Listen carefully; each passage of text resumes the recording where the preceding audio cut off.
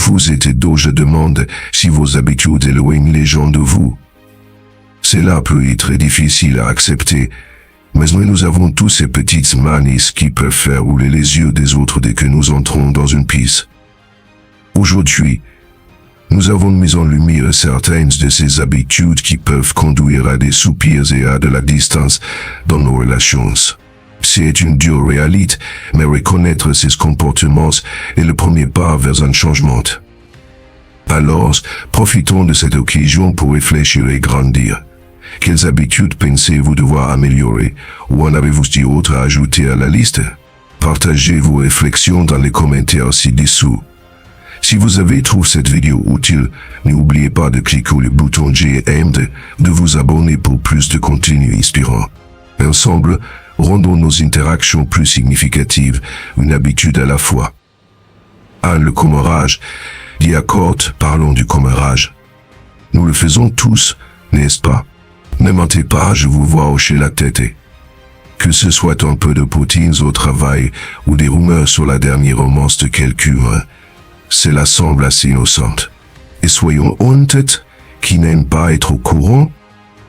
C'est comme si nous étions programmés pour cela.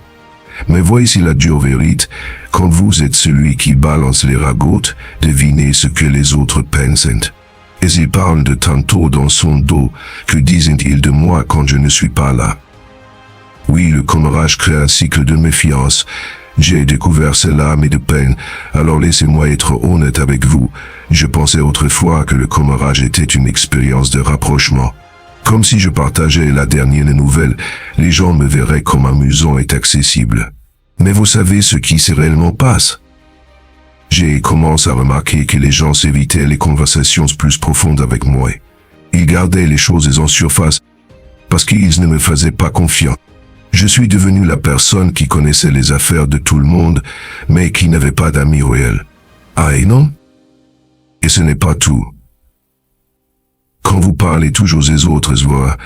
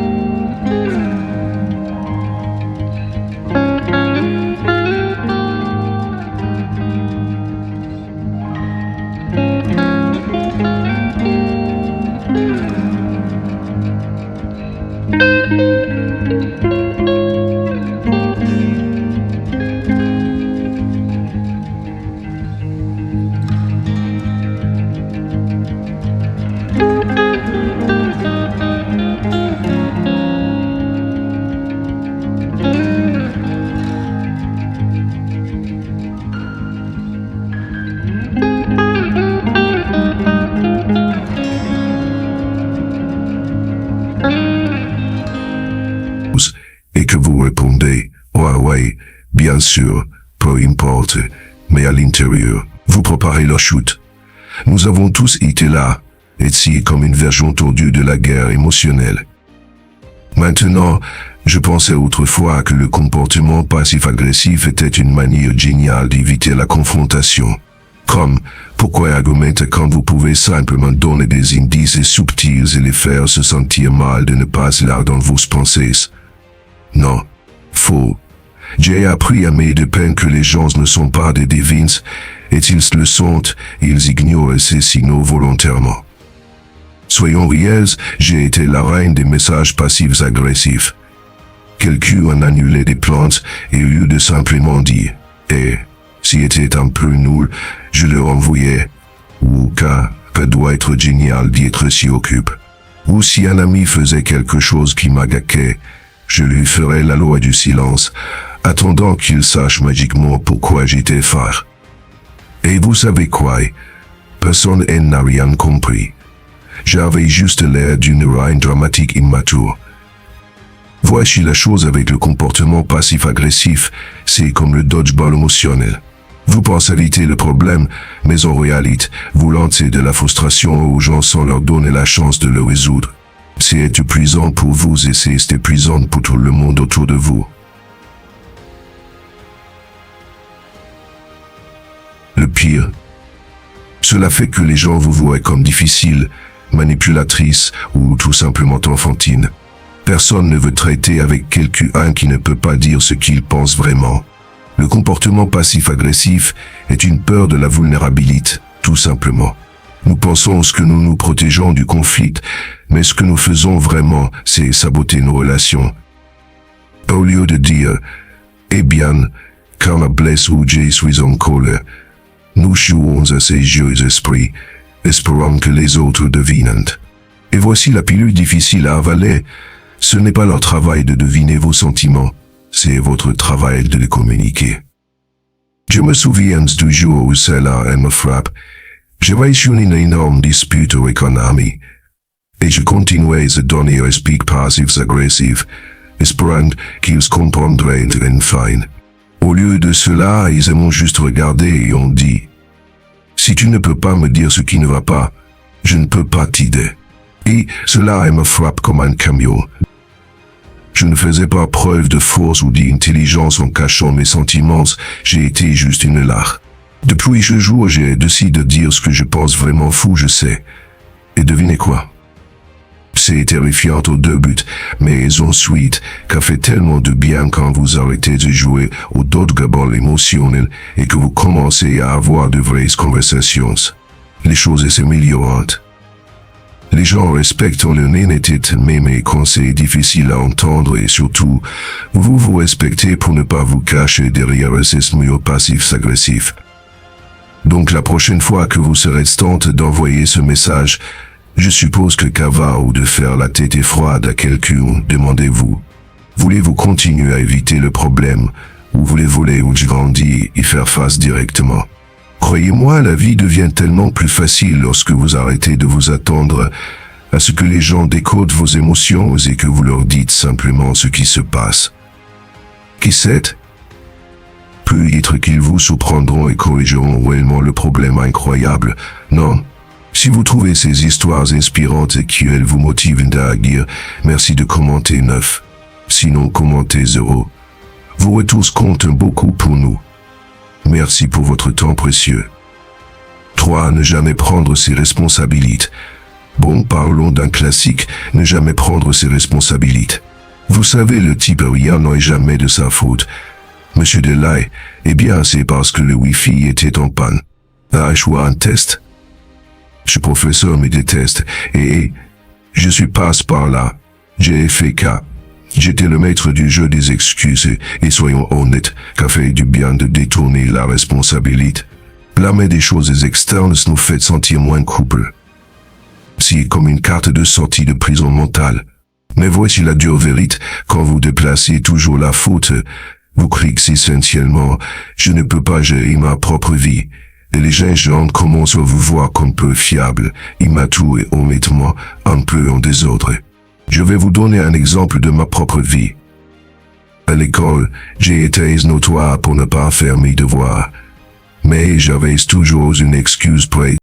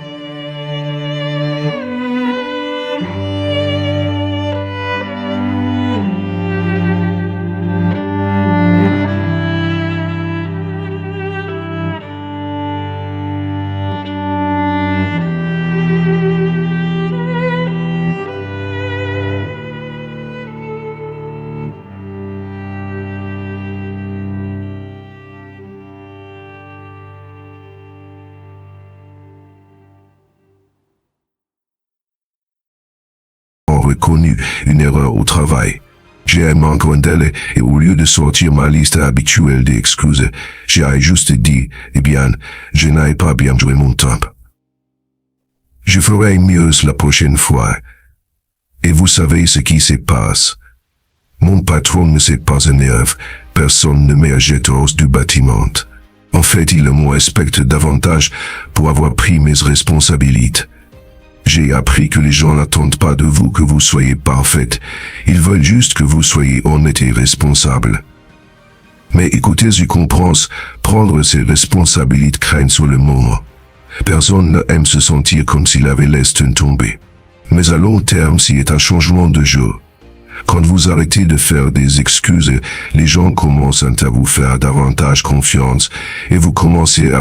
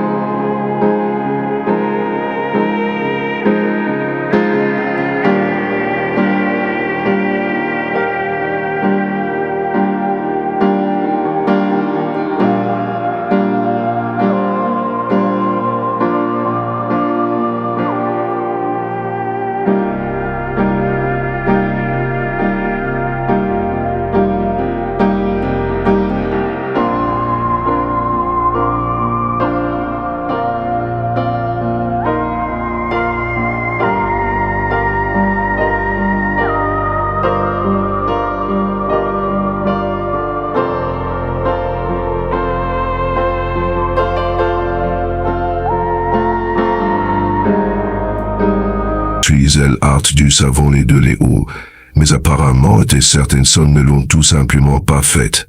Maintenant, soyons réalistes, personne ne veut être la personne que les autres évitent intimement à cause d'une certaine odeur.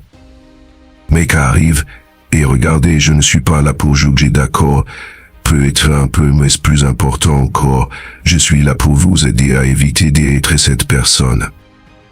Je vais vous faire une confession personnelle. Quand j'étais plus jeune, comme au collège, j'ai traversé une phase où je pensais que le déodorant était facultatif. Je me suis dit, eh bien, si je ne me sens pas en sueur, alors tout va bien, n'est-ce pas? Faux. Je me suis rendu compte qu'un jour, quelqu'un a gentiment, mais maladroitement, suggéré que j'ai essayé une nouvelle marque de spray corporel. Oui, c'était mon signal d'alarme. Rien de tel que l'horreur de réaliser que vous êtes promenant pion pour vous faire repenser vos choix de vie. Croyez-moi, je suis rentré chez moi ce jour-là et j'ai fait le plein de tous les produits de l'allée de l'hygiène. Mais voici où cas devient controverse. Quand nous parlons d'hygiène, ce n'est pas seulement une question de sentir bon, c'est une question de respect non seulement pour les autres, mais pour vous-même. Parce que voici la dure vérité. Si vous ne vous occupez pas de votre hygiène de base, les gens commencent à se demander ce que vous négligez d'autre. C'est comme un drapeau rouge silencieux qui flotte, disant, s'ils ont enfin pas géré une douche, comment peuvent-ils gérer de plus grandes responsabilités? Ce n'est pas juste mais c'est comme cas que les gens pensent. Et ce n'est pas seulement une question d'odeur corporelle, nous parlons de nombreuses de cheveux gras, de vêtements sales, le tout. Si vous vous promenez en ayant tel air d'y avoir roule hors du lit pour la 3e journée consécutive, les gens commencent à se demander, vont-ils bien? Et sont-ils même? Et voici la partie plus profonde, parfois un manque d'hygiène peut être un signe de quelque chose de plus de pression, épuisement, faible estime de soi. Tout est lié. Quand je traversais une période difficile, je remarquais que je négligeais les bases pensant à quoi est bon. Mais la vérité c'est que ne pas prendre soin de vous physiquement peut vous tirer encore plus vers le bas mentalement. Il y avait une période de ma vie où j'ai été tellement submergé par le travail et le stress que mon auto-soin passait au second plan. Je sortais des douches, enfilais les mêmes vêtements que la vie et espérais que personne ne le remarque. Mais devinez quoi? Les gens remarquent.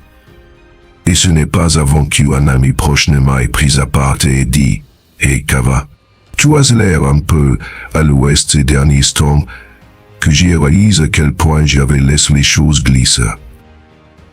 Ces signaux d'alarme m'aident à comprendre que négliger la hygiène était un symptôme d'un problème plus grand. Je ne prenais pas non plus soin de ma santé mentale. Et l'hygiène n'est pas seulement une question d'apparence ou de senteur, c'est une forme de respect de soi. C'est la première étape pour montrer au monde et à vous-même que vous valorisez. Quand vous laissez tomber les bases ici, c'est comme si vous vous disiez « je ne vaux pas l'effort ». Et cela peut entraîner des sentiments plus profonds de doute de soi.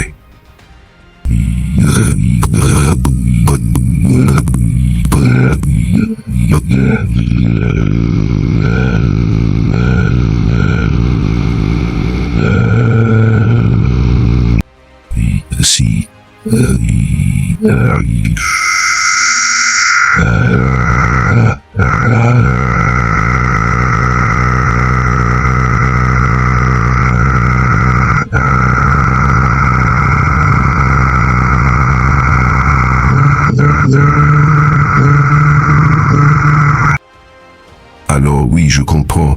Certains jours, l'idée de traîner votre corps sous la douche semble comme gravir le mont Everest. Mais croyez-moi, une fois que vous le faites, vous vous sentirez comme une de toute nouvelle fois. Et les gens autour de vous remercieront aussi. C'est un gagnant. Et soyons réalistes, rien n'est plus satisfaisant que cette sensation de fraîcheur et de propreté lorsque vous sortez de la douche. Alors faites un favor pour vous-même et pour tout le monde. Savonnez-vous, appliquez du déodorant, brossez-vous les dents et sortez de là en sentant comme le champion que vous êtes. Et n'oubliez pas, une bonne hygiène n'est pas seulement une question d'impressionner les autres, c'est prendre soin de vous. Donc, si vous hésitez encore à aller sous la douche aujourd'hui, voici votre signe, allez-y. Vous vous sentirez mieux pour cela. 5e habitude, se plaindre constamment. Dit Accorde, soyons honnêtes un instant. Nous connaissons tous cette personne qui se plaint de tout. Je veux dire, il pourrait être hier assis sur une plage tropicale, cocktail à la main, et trouverait encore quelque chose à critiquer. Ah, il fait trop soleil, ou ces sables est trop sablonneux. Vous connaissez le genre, n'est-ce pas? Et voici la chose. Si vous, étiez là en train de penser, attendez, je ne connais personne comme K, ou vous pourriez être cette personne. Mais ne vous inquiétez pas, nous avons tous été coupables de cela, à un moment donné, y compris moi. J'ai traversé une phase, surtout quand j'ai été stressé, où je me plaignais constamment. Et même pas à propos de grandes choses. Je marchais dans le bureau en disant « Ouk, pourquoi il fait si froid ici ?» ou « Pourquoi ce café est-il si mauvais ?» C'était comme si je ne pouvais pas m'arrêter. Mais un jour, un ami m'a dit franchement « Tu sais que tu te plains plus que quiconque que j'ai jamais rencontré, et n'est-ce pas ?» Et ça a fait mal. Je ne réalisais même pas à quel point j'étais négatif. Et soyons réalistes, se plaindre constamment est épuisant pour vous et pour tous ceux qui vous entourent. C'est comme si la négativité était contagieuse, et quand vous vous concentrez toujours sur ce qui ne va pas, les gens commencent à vous voir comme un nuage sombre. Pire encore, ils commencent à vous éviter. Croyez-moi, quand les gens vous voient arriver, que leur premier réflexe est de se précipiter dans la première piste pour éviter d'entendre un autre discours, ce n'est pas bon signe. Maintenant, voici où cela devient un peu inconfortable. Se plaindre semble bon sur le moment. C'est comme ventiler la frustration. Mais la vérité, c'est que se plaindre constamment n'est pas inoffensif.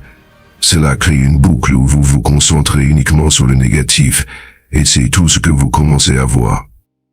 C'est comme si vous entraîniez votre cerveau à ignorer tout ce qui est bon qui se place autour de vous.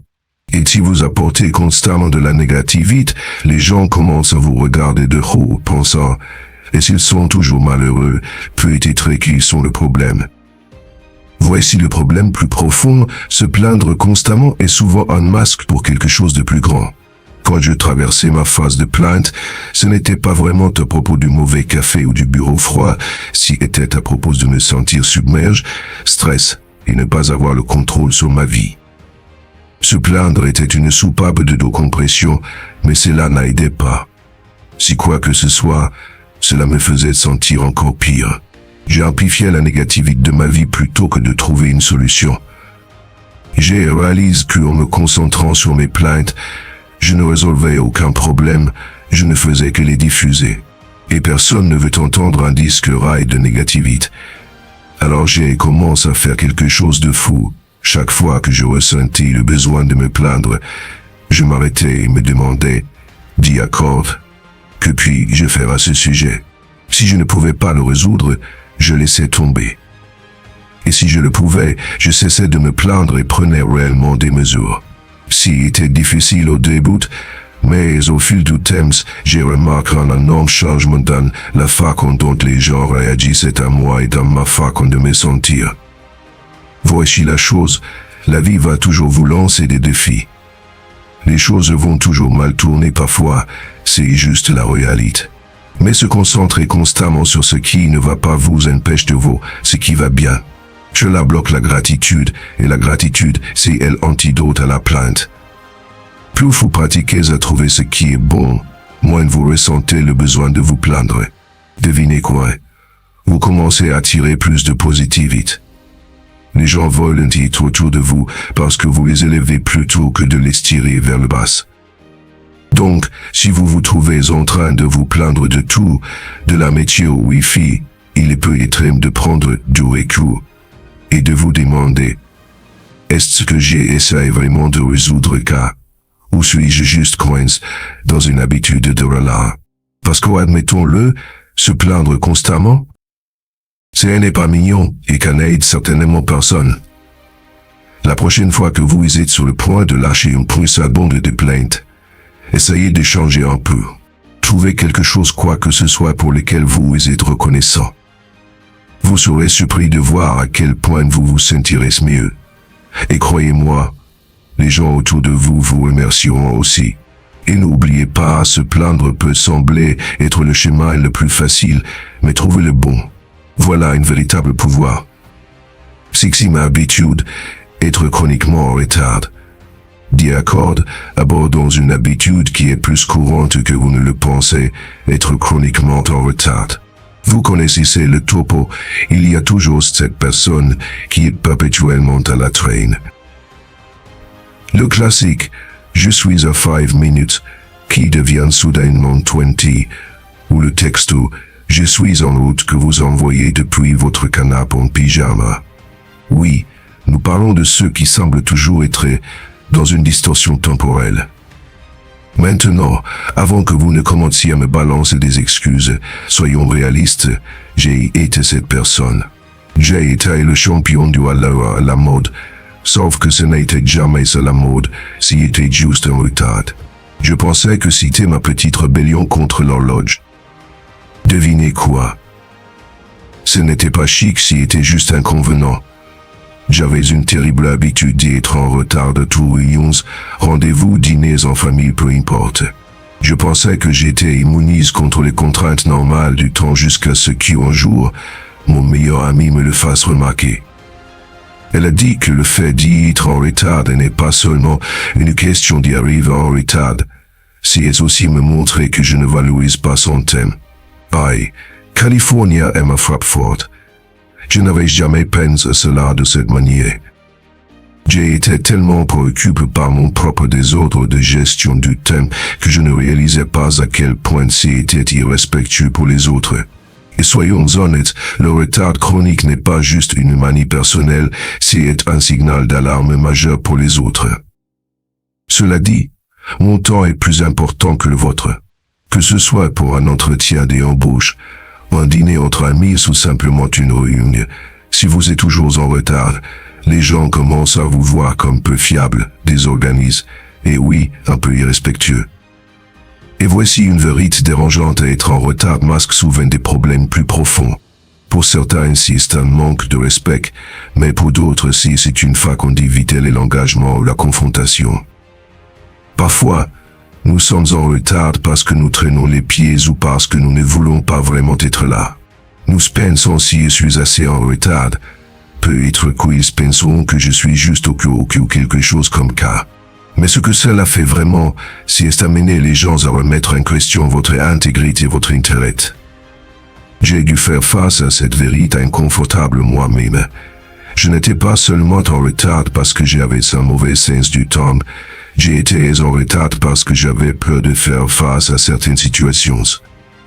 J'ai réalisé que j'utilisais le retard comme un tampon, une excuse pour éviter d'être pleinement présente. Une fois que j'ai reconnu cela, j'ai commencé à travailler sur ma gestion du temps et à être plus honnête sur les raisons pour lesquelles j'ai évité vraiment les choses. Être chroniquement en retard est plus qu'une simple mauvaise habitude, c'est un symptôme de problèmes plus profonds comme la gestion du temps, le respect de soi et la considération pour les autres. Quand vous êtes en retard, vous ne perturbez pas seulement votre emploi du temps, vous montrez aux autres que vous ne valorisez pas leur temps ou leurs efforts, et c'est une chose difficile à surmonter. Mais cela en vaut vraiment la peine. J.I. commence à mettre des rappels, à planifier à l'avance, et même arrive plus tôt pour contrer mon retard. Ce n'était pas facile, mais cela fait une énorme différence. Les gens ont commencé à me faire plus confiance, et je me suis senti mieux dans ma peau. Je n'étais plus connu comme la personne toujours en retard, j'ai été quelqu'un sur qui les gens pouvaient compter. Alors voici le défi: si vous êtes celui qui est chroniquement en retard dans votre groupe, il est temps de retresser la barre. Commencez petit, réglez vos horloges 5 minutes en avance, préparez votre tenue la veille ou partez simplement plus tôt. Et regardez comment vos relations et votre réputation s'amélioreront. Parce que soyons honnêtes, être à l'heure n'est pas seulement une question de respect, c'est une question de ne pas manquer les moments de la vie. Alors arrêtez de jouer à rattraper pour le temps de commencer.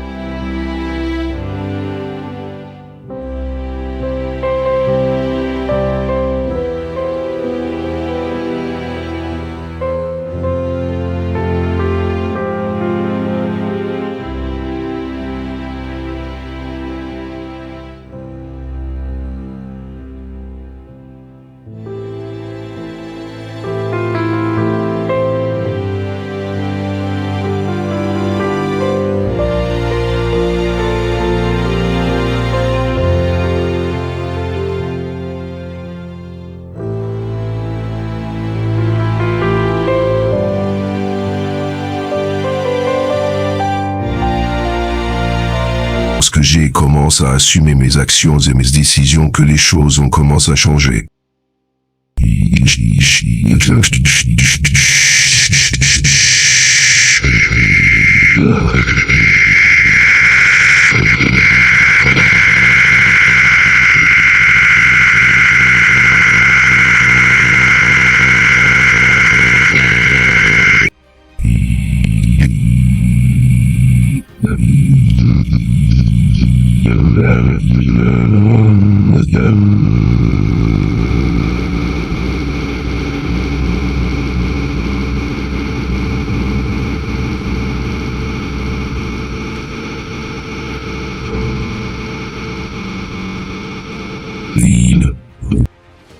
Jouer les victimes c'est comme être coincé dans une roue de hamster. Tu cours et cours, mais tu n'avances pas vraiment. Quand tu arrêtes de jouer la victime et que tu commences à assumer tes responsabilités, tu te libères de ce cycle. Cela ne signifie pas que les défis de la vie disparaissent, mais cela signifie que tu es mieux équipé pour les affronter. Il s'agit de passer d'un état d'esprit d'impuissance à un état d'esprit de pouvoir. Donc, si tu te surprends à sombrer dans cette mentalité de victime, essaie ceci au lieu de demander pourquoi cela m'arrive-t-il. Demande-toi, que puis-je faire à ce sujet? Donne-toi les moyens de d'être les héros de ta propre histoire. C'est beaucoup plus gratifiant que d'être la victime. La prochaine fois que tu es temps de jouer la carte de la victime, souviens-toi, tu as le pouvoir de changer la situation. Prends les commandes et observe comment ta vie et tes relations se transforment. Et si tu as besoin d'un rappel, reviens juste et regarde cette vidéo. Je te promets, pas de mentalité de victime ici, juste une dose d'amour tough. D'accord les amis, c'est tout pour aujourd'hui. Nous avons parcouru certaines pires habitudes qui peuvent faire que les gens vous regardent de haut. Que ce soit le commérage, le comportement passif-agressif, le fait de ne jamais assumer ses responsabilités, de négliger son hygiène ou de se plaindre de tout, ce sont des habitudes que nous pouvons tous conjoindre. La vie est trop courte pour rester coincé dans des schémas qui ne nous servent pas, ni à nous ni aux autres autour de nous. Maintenant, je ne dis pas que vous devez être parfait, loin de la messe. Un peu de conscience de soi peut faire une grande différence. Même les plus petits changements peuvent avoir un impact énorme sur vos relations, votre confiance et la façon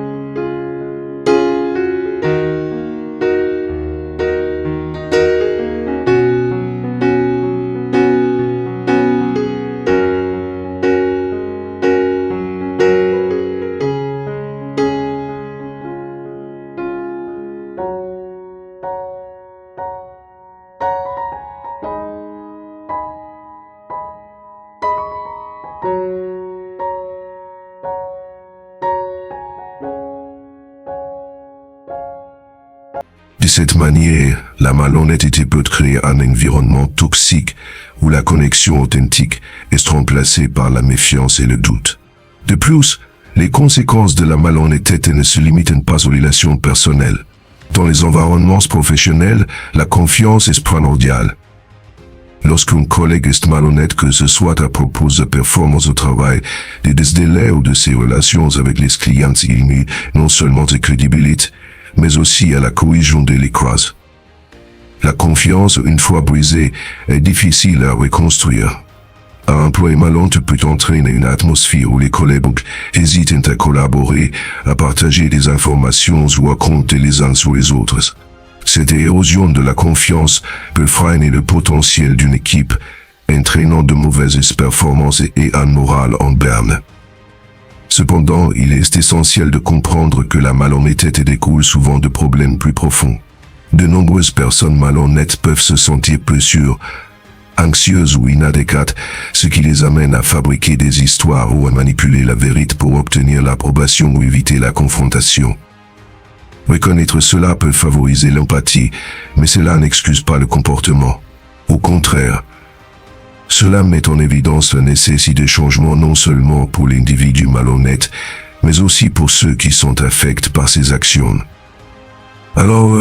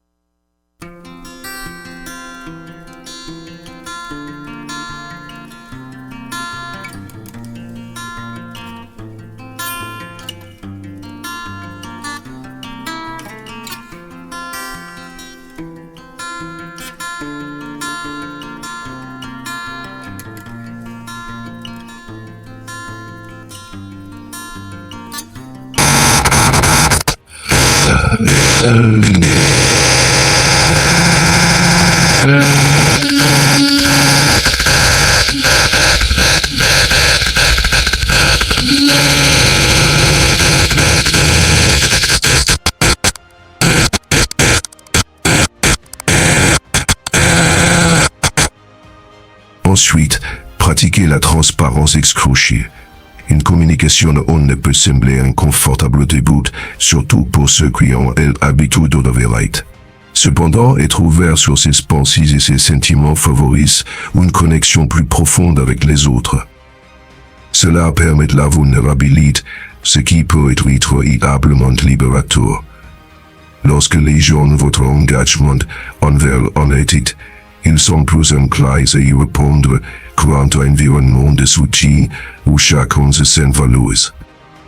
La responsabilité est un autre aspect essentiel de cette transformation. Prendre la responsabilité de ses actions, surtout en cas d'erreur, peut grandement contribuer à reconstruire la confiance. Cela montre aux autres que vous êtes prêt à reconnaître vos défauts et à apprendre d'eux, plutôt que de vous cacher derrière un masque. Cette volonté d'être responsable améliore non seulement votre crédibilité, mais encourage également les autres à être honnêtes en retour.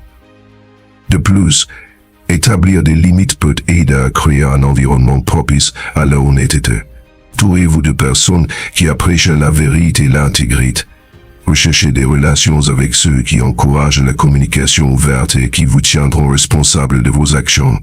Ce réseau de soutien renforcera non seulement votre engagement envers l'honnêteté, mais inspirera également ceux qui vous entourent à adopter des valeurs similaires. Enfin, il est crucial de reconnaître que le changement prend du temps. Surmonter une habitude de malhonnêteté n'est pas un processus immédiat. Cela nécessite un effort constant de la patience et une volonté de confronter des vérités inconfortables. En travaillant activement vers l'aftertype et l'honnêteté, vous pouvez transformer non seulement votre relation, mais aussi votre perception de vous-même. En conclusion, le chemin de la malhonnêteté vers la fiabilité est difficile, mais profondément gratifiant. En embrassant l'honnêteté, en se tenant responsable et en favorisant un environnement de soutien, les individus peuvent reconstruire la confiance avec les autres et, en fin de compte, cultiver des relations plus significatives et authentiques. Souvenez-vous, le chemin vers la confiance commence par un seul pas. Engagez-vous à être honnête aujourd'hui et observez comment cela transforme positivement votre vie et celle des personnes qui vous entourent. Un résumé de notre exploration de ces 7 mauvaises habitudes qui peuvent instantanément faire que les gens vous regardent de haut. Il est essentiel de se rappeler que la prise de conscience est la première étape vers l'amélioration. Nous avons tous nos manies, mais identifier les comportements qui repoussent les autres peut conduire à des relations plus saines et à une image des plus positives. Un important de petits changements, que ce soit en pratiquant une meilleure hygiène, en limitant les plaintes ou en prenant la responsabilité de nos actions, pouvez transformer la façon dont les autres vous perçoivent et, plus important encore, comment vous vous sentez par rapport à vous-même.